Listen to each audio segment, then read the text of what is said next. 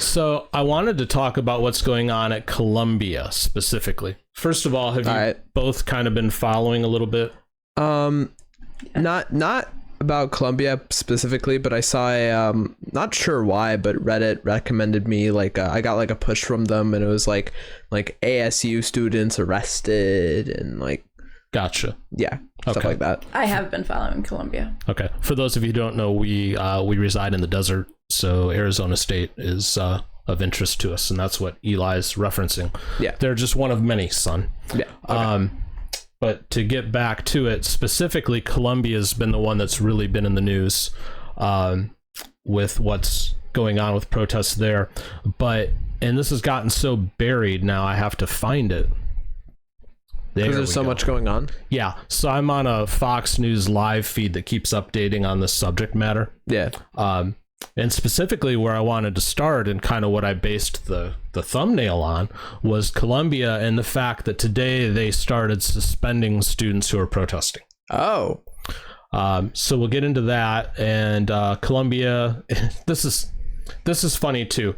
This is how bad news has become in so many places. There's no editorial department in these facilities anymore.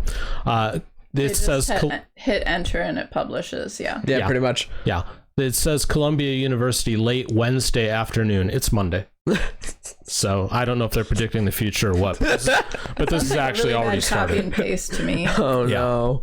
So late Monday afternoon said it had begun suspending students who are participating in an anti-Israel protest and defied an order to clear their encampments by 2 p.m.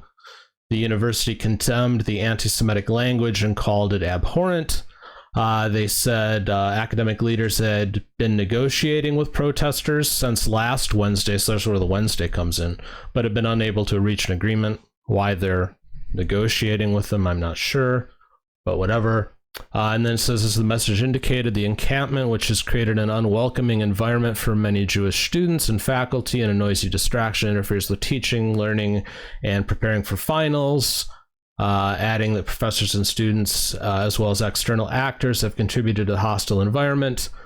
Long story short, they began placing students on suspension, which restricts them from graduating, keeps them from completing the semester, keeps them out of all academic, residential, and recreational spaces. Oof. So can I ask a question, unless I'm totally wrong? Yeah. Isn't Columbia the one who already went to online learning to finish their semester anyway? So why are these kids still there? I don't know if they went completely online or if it's hybrid. Okay. It might be hybrid. But yeah. But here's where it gets interesting. So it's not just Columbia. There's protests going on all around the United States, and I'm sure it's going on in other countries too.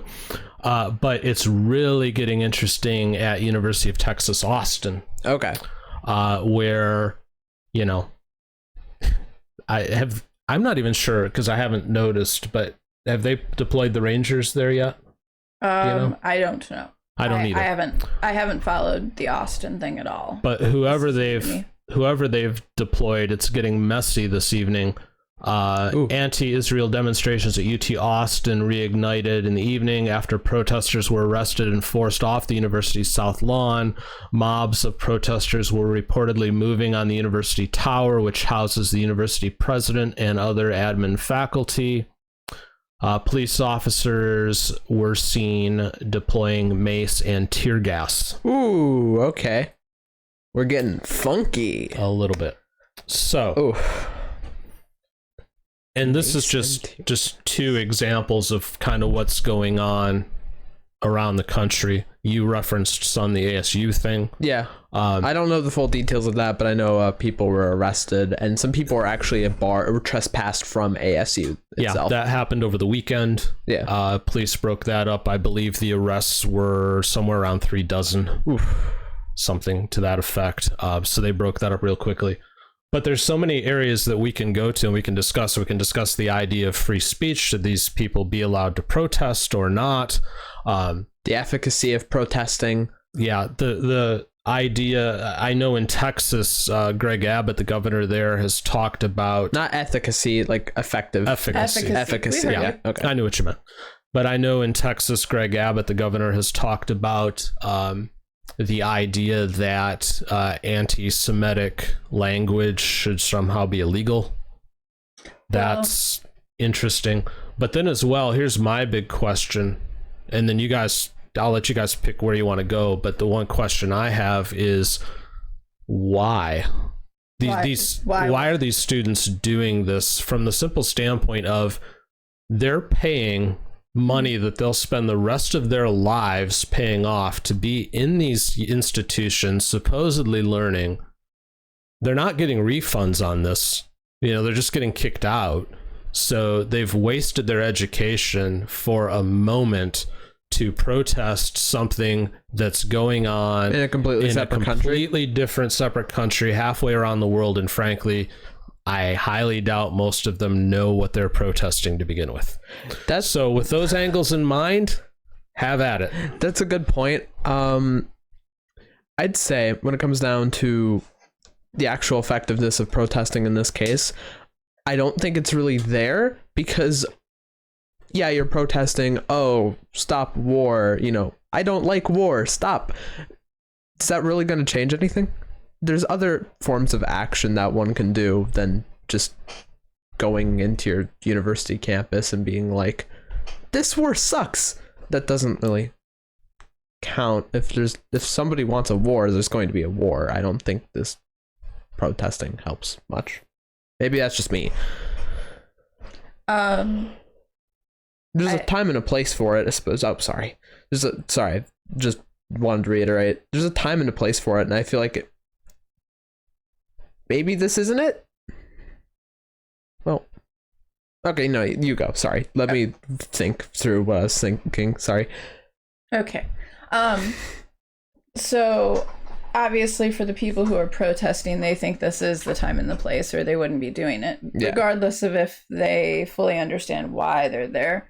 It might be because they've been told by people they trust that this is the issue to like lay your cross down on. Some people could just be doing it because they want their 10 seconds of fame, potentially being, on the news or being hauled off in cuffs or whatever the case may be.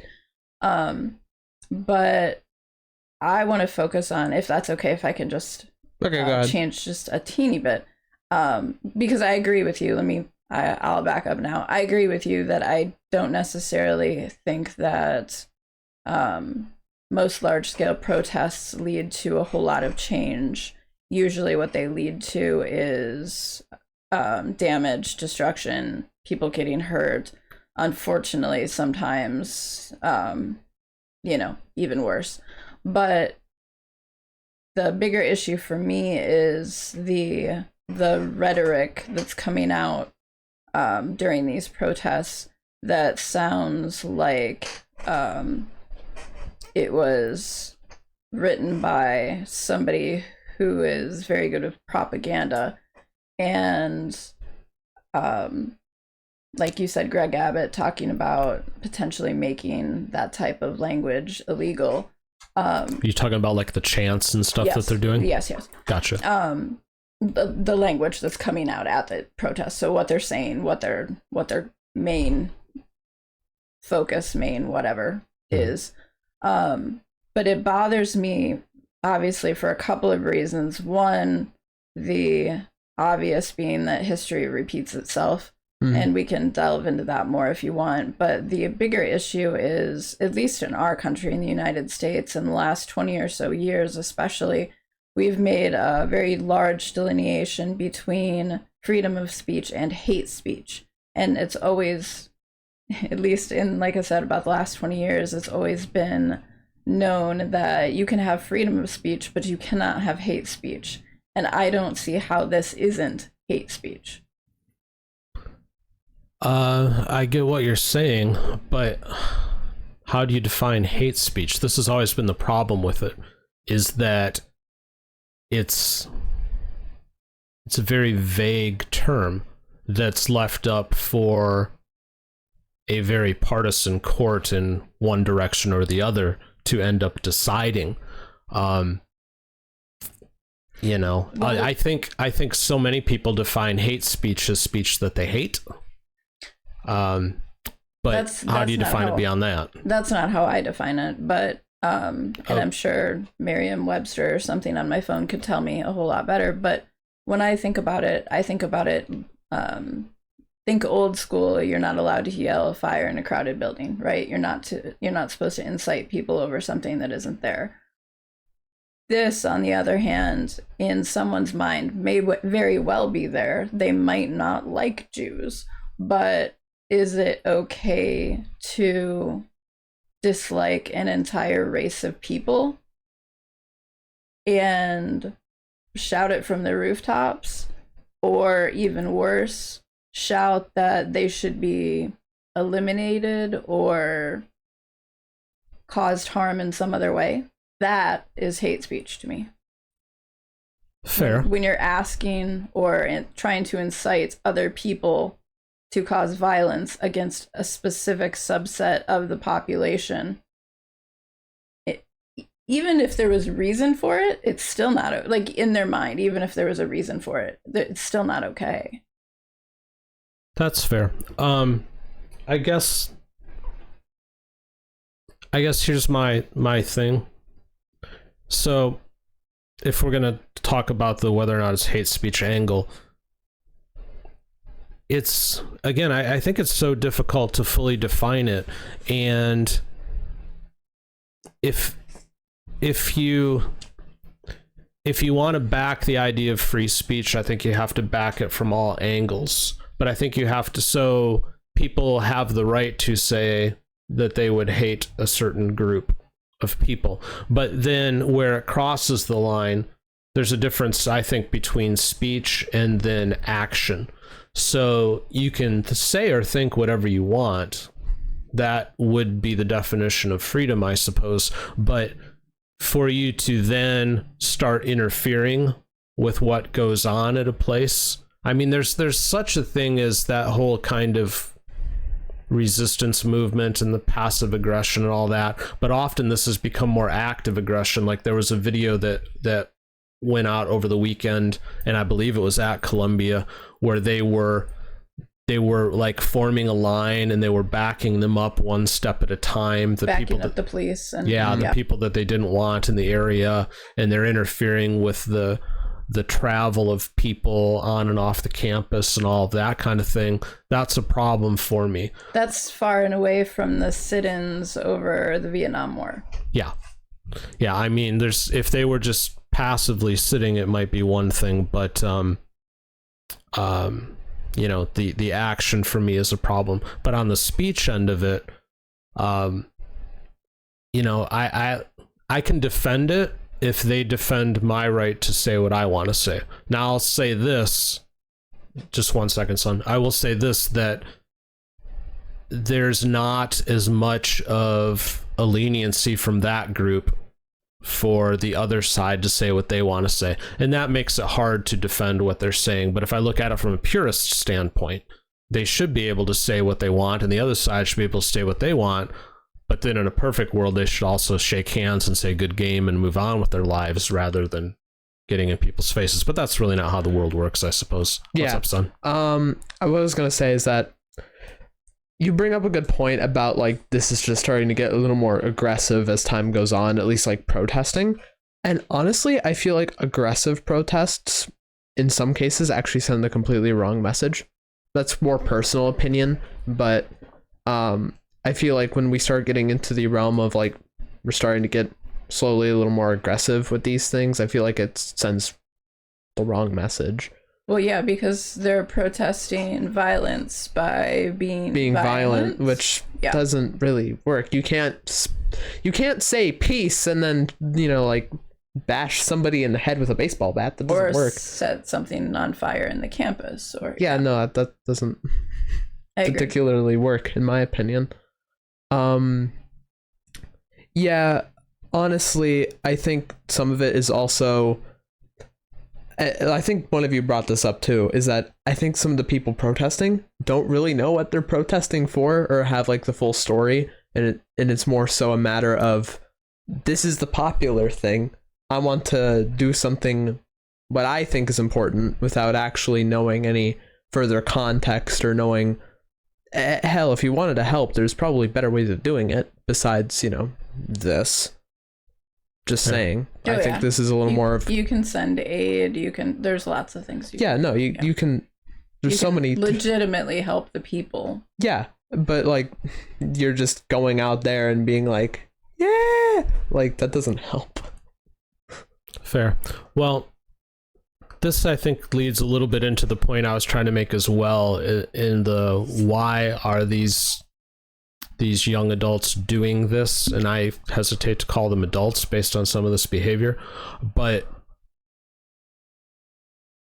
it doesn't make sense to me that they're throwing out their education right now for something that, to your point, son, they really don't fully understand what it is that they're talking about. It's almost like they want to have their viral moment, but the problem is a viral moment does not sustain you for a lifetime in most circumstances. Yeah. You bring up a good point. I kind of agree with you. I think a lot of the reason why people are doing this stuff right now is just FOMO, fear of missing out, and, popularity, woohoo, this is the fun thing to do. I'm going to go do this because I want to be important. I think some of the people involved with this didn't initially know they'd probably be getting like kicked out of their education until like more after the fact, probably. But I think with some of the people, hold on, let me backtrack and rephrase this. With some of the people who before like arrests were made were protesting, they probably didn't know that they were going to be like arrested or anything like that. They might have not like come to the conclusion. They didn't fully know the conclusions or the but I feel like repercussions of their actions. But I feel like those who are still protesting even after some of like the expulsions or suspensions or whatever, I'm not sure why they're still doing it. Maybe they don't care. Maybe, I mean, college isn't all that popular right now for many reasons, which is understandable. The school system sucks. Maybe that has something to do with it. Maybe people just are apathetic, don't care. I don't know. Here's a hot controversial take. Maybe just the majority of people who are in colleges and universities really shouldn't be there. Well, I'm gonna go off on a little sub rant for just a moment. You Dan had said that they're going to be paying for this education for the rest of their lives. I guess that very much depends on who's in power, because don't we keep forgiving student loans here and there? He's totally defied what the courts had said on the matter and finding loopholes and ways around it, or just brute forcing it in some cases. But yeah. But my point is, there's like stories of kids out there that are like, yay, I can finally like go and study in Africa now because I don't have to, pay this $250,000 in student loan debt. So, maybe they won't have to pay for it the rest of their lives. Maybe that's what they're counting on. Maybe. I don't know. Maybe. It used to be... Seems like a waste of time, though. Yeah. No, that's... Yeah, I've told both of you, I think, my thoughts on, there's two methods of payment in this world. There's time and money. Yes, thank you, son. Time and money. And the time is the one that you can't get back. So I don't understand the waste of time, especially when it's for something that doesn't really affect us directly right now. If they were protesting on a more right-leaning kind of angle, if they were protesting all of the border crossing, I could get behind that. On a left-leaning angle, if they were protesting all of the homelessness issues, I could get behind that. If they were out there protesting, quite honestly, the fact that college tuition is way outpacing inflation, I could get behind that. These are issues that we face right now in our country, but I don't know why. Well, I do know why. It's the people that control it. But these universities are leading these kids down this road where they're protesting the very country that gives them the opportunities. You can't walk onto these demonstrations with an American flag in your hands. Yeah. You'll be in trouble.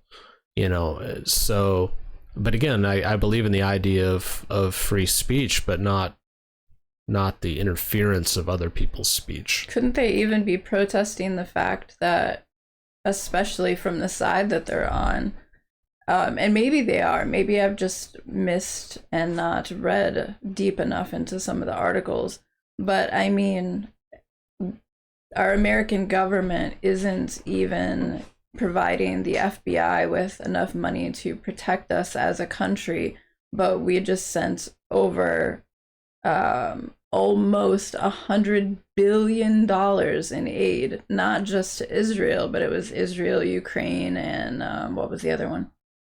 Taiwan. Yeah, Taiwan. But in the same respect, there's how many people that can't even afford groceries in our country? Most of us. Yeah, but there's so many things that just don't line up and don't add up. We can't help everyone everywhere if we don't even have a country to do anything with. I mean, our people have to be like healthy and sustained and actually be working and putting into the GDP, or our country is going to cease to exist. Yeah. And they're no longer going to be able to send hundreds of billions of dollars anywhere. Yeah. No, I agree. But again, our FBI their deficit is like 500 million was the last thing I read. And so that's about a 20th, right, of what we just sent over. No less than that. Also, but either way, way less than a 20th. Yeah. What I was going to say is generally, one of you probably know this better than I do, but if I recall correctly, there are stats that kind of show that economies kind of reset after like a more global war. Yeah. So what I'm wondering is maybe the government's betting on something like that. That's why they're hoping for it. Oh, hoping for it. And probably trying to egg it on. Yeah, no, that's what I meant by betting and probably influencing. A common misconception is that Roosevelt's policies got us out of the Great Depression. No. It was World War II that got us out of the Depression. Yeah. No. Wars have a tendency to reset stuff. So, it's possible that those in power are kind of egging this on to these protests and stuff to just continue to incite some instability and inch us closer to, because we have to up our economy. Yeah. I mean, it would be interesting to see. It's a great way to cover it up. Sorry. I cut you off. It would be interesting to see if this actually does, if we went into a world war, if it actually does do anything to help our economy. It might do something to help the quote unquote global economy, for all of the people that are in charge that are rooting for that globalist mindset. And I can definitely see it helping China, since they produce so many goods that are distributed everywhere else. But most of the things that are produced in America aren't even really produced in America anymore, unlike back when World War II happened, when we actually made our own stuff. Yeah. So short of food production, I'm not sure what anybody is thinking, how this is going to financially aid us. Well, we don't even produce our own food anymore. Well, not all of it, some of it. No. We label it as ours, but it's really not ours. But that's another discussion for another show. Yeah. Yeah, the meat industry, really bad. Anyways. Yeah. So yeah, I'm curious to see where this goes. It's getting messier and messier as the evening goes on, so we'll see. But it seems like, at least on these two campuses, UT Austin and Columbia, they're putting down the hammer on these people, and hopefully nobody gets hurt. But something tells me somebody's probably gonna get hurt. Yeah. Yeah. Because we can't have nice things. That's the first rule of everything, it seems. Mm-hmm. Hey, thanks for watching. Be sure to hit the subscribe button and the notification bell, and join us every Monday and Wednesday at 10 o'clock Eastern, 7 Pacific for our live show.